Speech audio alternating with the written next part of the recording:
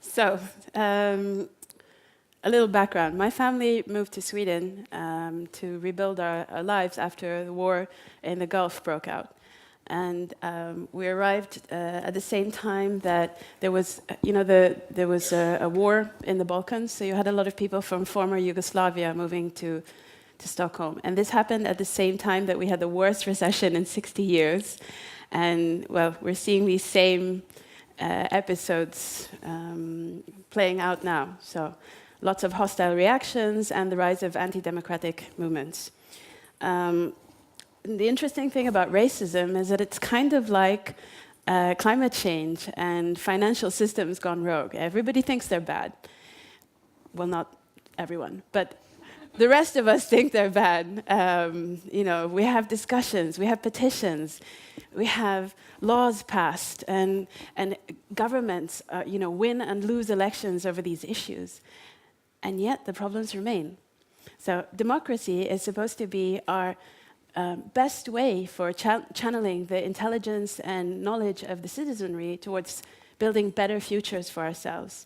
So we're supposed to have an informed debate. We weigh different options, the positive consequences, negative consequences. We decide which ones we think are going to have the outcomes we want. We put governments in place, and we want them to deliver results.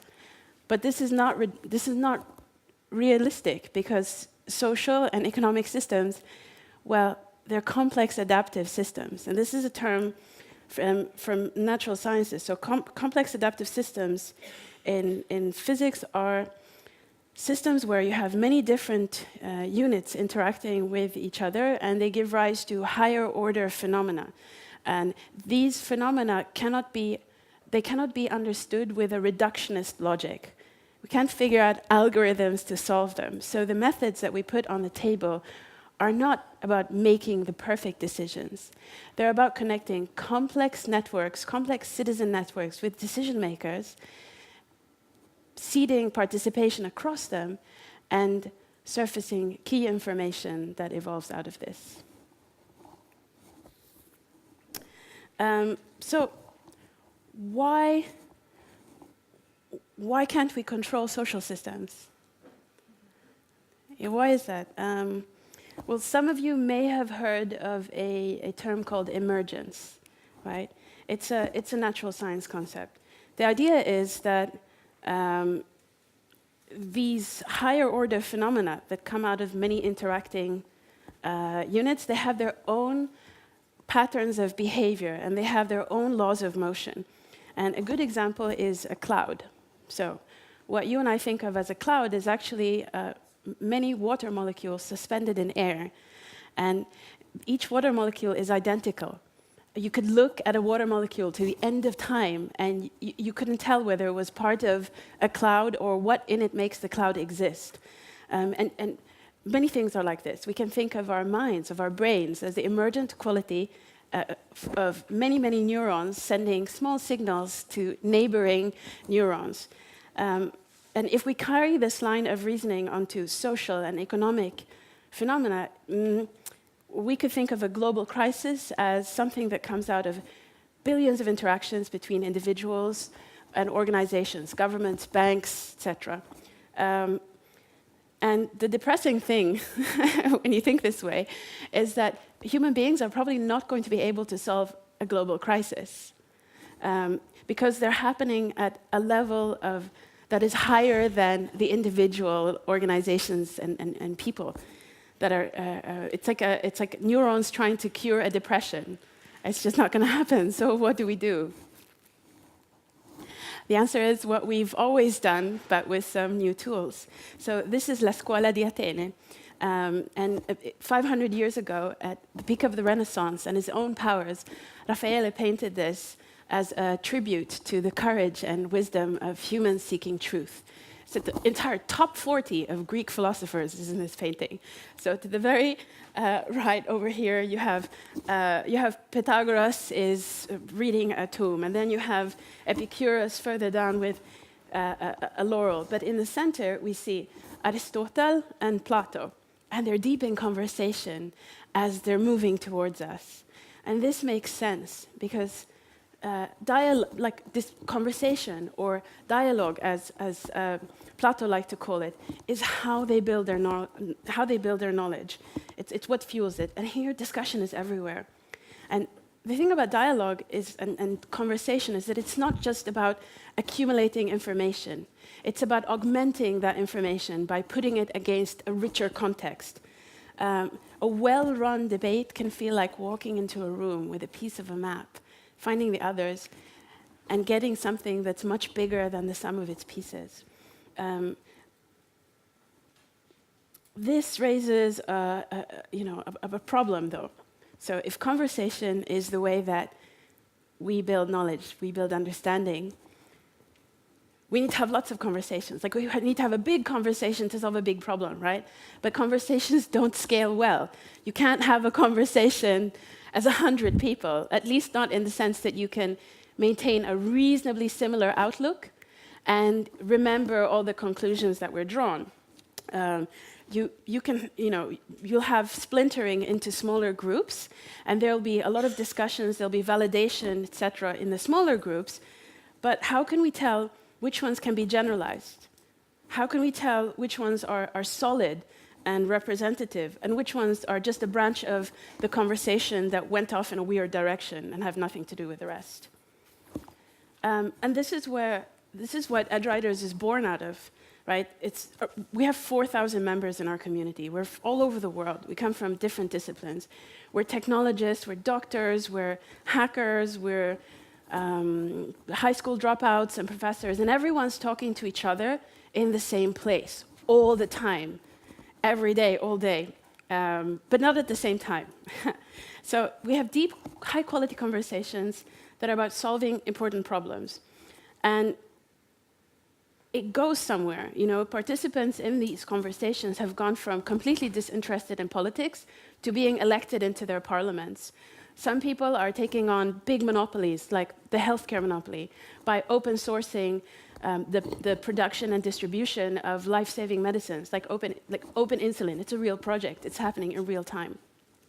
And others are trying to come up with a holistic understanding and new solutions to messy problems, like prototyped a secular monastic order as a response to unemployment. And so the feeling is that we're managing to reinstate a sense of ability to shape the future in a generation that is at risk of exiting the democratic arena. Like me, like politics. I don't understand, it's crazy. I'm an engineer, leave me alone, I want to build things. But this changes. And the way we've gotten here is by focusing on connectivity, on developing digital and social technologies to connect conversations in a meaningful way at scale. And why do we focus on connectivity? It's because it drives behavior. It shapes how ideas are generated and which ones spread. If we want to protect our democracies, if we want to have ability to push for progressive change, every single one of us is going to have to learn to do this. We're going to have to learn to be able to do this connectivity, and we're going to have to make it part of the way we work. So let's say you have a new idea. It behaves like an epidemic. It can spread through society or not. And this depends on how contagious the infection is, how quickly the person recovers, how many people you're interacting with. But it also depends on the shape of the network underpinning the contagion. So over here you have two identical epidemics, right? So the only difference is in the shape of the network. So the left, in the one on the left, you have my left, your right. People are only interacting with their neighbors. And in the one over there, people are, they have 1% longer distance of connectivity, like it reaches longer. So the example could be in politics, it could be the old school friend who stays in touch with you and who has completely different political attitudes than your own social circle. So 1% of the connections go long distance. You can see what a huge influence 1% has on the spread of a disease, right? And then you can think about the fact that most social networks have a topology in which information spreads much, much, much faster. And this is what drives behavior. So what happens when people like ourselves, policymakers, political actors, try to move many, many people, self-directed people, in the same direction to solve a challenge? We're trying to push for something called swarm behavior. And doing this needs weird new tools. So we built a lot of different kinds of tools for different organizations and settings and whatever. But they all build on the same methodology and the same three things: ethnography, network analysis, and semantic social network analysis. So the first part is ethnography. It's a qualitative research that results in a description of a group that encodes the point of view of the group itself. It's not like you're looking at a bug and you're saying, that's the bug, and then you describe it. No. This is about how a group understands itself and how it understands its own view of the world. So ethnographers don't start with their own questions. It starts with bottom up. You just collect a group of people, you get them to talk about something that matters to them, and then you observe. You document this, usually with audio, you transcribe it, and then, to turn it into knowledge, you highlight quotes from these transcripts and put keywords associated with them. And so as you go through the testimonies, the ethnographer builds and maintains an ontology of concepts and facts that are relevant to the issue, according to the group itself, right? And this process is known as coding. Now it happens with computers, it's on a database, and so the researcher can pull back all of these quotations and based on what's been coded. And they can look at, say, like a keyword, like green tech. They can see what's going on related to green tech. You can see, is there controversy? Where do people agree? What other concepts and terms seem to be associated with green tech in people's minds? And so if you're a researcher interested in, say, you want to find out how people perceive refugee situation, like what are the problems facing people in a refugee camp? So you interview a bunch of people and you ask them questions. So what do you believe are the problems? First of all, they're going to give you a really short answer because they don't think that you want a long answer, or not. They'll feel that you're looking for something specific, and then they're going to try to please you. This happens a lot in interview situations. What the innovation is that Edgeryders does this in an online platform where everyone's talking with everyone. So you see the conversation. The person is not speaking to someone who's interviewing them. They're speaking to a community of people who have opposing views, who can offer them advice, who can offer them solidarity or connect them with others. And so you're going to be a lot more generous, and you're going to be talking about the things that matter to you. And what happens then is that people comment. They ask questions, they have points of view, they have reflections. And so you get this deeper and deeper and deeper rich conversation. And it's a goldmine for people who want to understand what a population really thinks and how it really feels, how the population understands its own fears, its own dreams, its hopes, its aspirations, and how it connects different concepts in the world around it. And so you get a picture instead of a sentence. But mostly you get answers without having known the right questions to ask when you started. The second move is social network analysis. So these conversations are encoded in a database. So we can describe the conversation as a network. So the nodes, like the dots, they're people, and the lines, the arcs, they're interactions between them, usually comments. And at this point, you get a pattern of connectivity that is described by a graph. And graphs are well understood mathematical objects. You can do things with them. What's more is that in the social science, you have a lot of literature that associates measurable graph metrics to social phenomena like brokerage and authoritativeness. So we can use a graph to assign credibility or reliability scores to people in a conversation.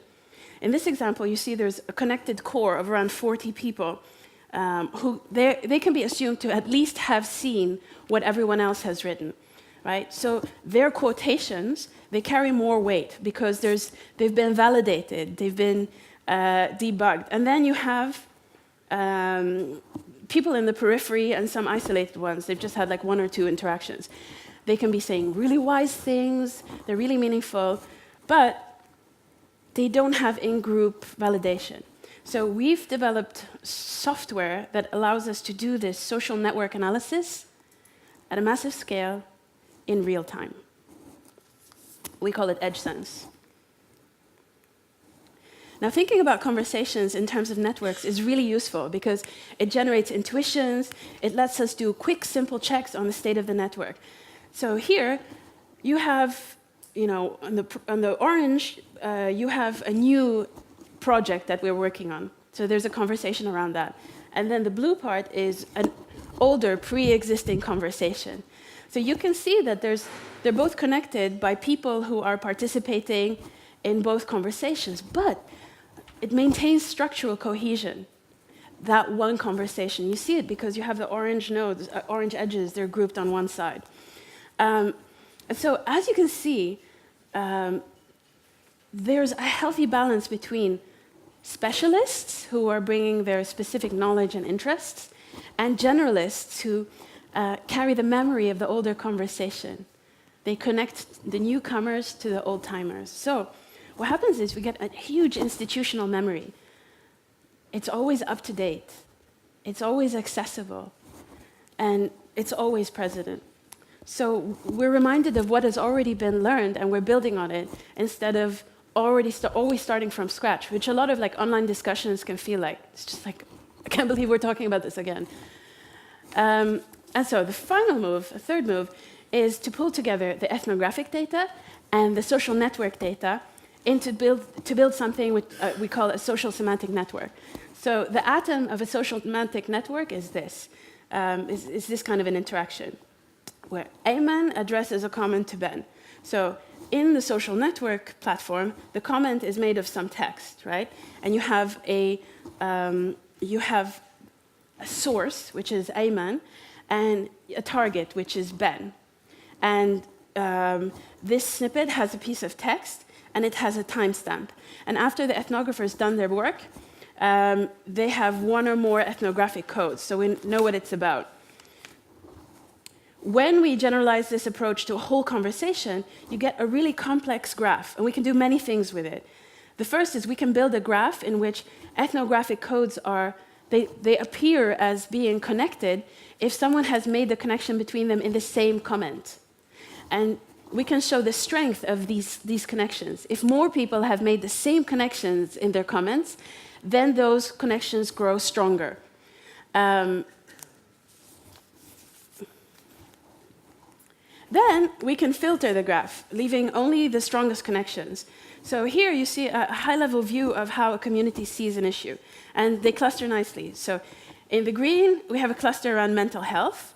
The purple one is around migration, over there, and the red one is around community-based health and social care. And this is real collective intelligence, because no one in the conversation knows how many people have made the same connection, even if they have, and yet a picture emerges. So Wikipedia corrects its own mistakes, and this is produced by Wikipedia's software and the social norms that encourage people to talk to each other. They have something called a talk page. So through dialogue and edits, they can spot mistakes, they can check if they are mistakes, and then they can correct them.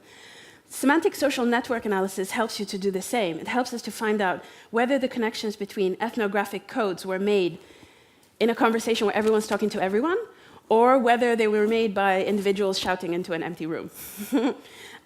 So here, we can see that the connection between migration and skill sharing is strong, because it's been made by quite a few people, and these people are talking to each other. So this is more likely to have been validated, and we can trust it in part, because we can know this. We know there's a solid connection there before we even read the contributions. So just think about all the human achievements that have come out of human minds, right? And they were made from tiny, tiny neurons sending tiny, tiny signals to neighboring neurons. And we've seen what a difference 1% extra connectivity makes, right? Now, if we can increase our own connectivity, if we can increase the number of conversations that we can connect in a way that makes sense, it's amazing. So what we're building, what Edgeryders is building, is a human-powered alternative to artificial intelligence. And we're doing this through tools that allow us to have more generative conversations at a massive scale and to increase the connectivity between them. And we can do a lot of things with it, you know. They can help us take on massive challenges. So the Cambridge Analyticas, the large consultancies that legitimize rubbish decisions because both they and their clients live in an auto-referential bubble in the 20th century, the 4chan mobs, the trolls, the populists that speak to our worst sides, and the actors that want to break our societies through disinformation that seed and play up conflicts between different groups. The science is solid. This has been evaluated by independent scientific committees over and over again, top marks. We know it's legit. And we have a serious shot at challenging the framings, the worldviews, the business models that are driving all of this toxic stuff, that are driving these toxic dynamics that are causing so much damage. To take us back to where we started, you know, look, we're on an open-ended journey into the future. Like we don't know what it will bring, but as I see the results of our work and the work of others unfold, I'm becoming more and more hopeful about our ability to tackle, to better understand one another and help each other navigate the mess. We don't have to be perfect. We just have to understand what to do next. That's the important thing. We have to understand what to do next and know that we're moving in some kind of meaningful direction that can make things better. And I wanted to end this by saying, I'm personally so grateful to our beautiful community, some of whom are here. You know who you are. And these, like, I would call them old school organizations, right? That they could have worked, they could just keep going what they're doing. They could work with much more established actors. And they're taking a bet on a tiny, weird startup with a post-capitalist logic, defies all rules about how you build healthy organizations and get people to do things. And it's what makes it possible to keep doing this work that we're doing, to keep building the tools, making them better, and being generous with sharing what we know. So if you have questions, or if you want to build cool things, you know where to find me. That's it.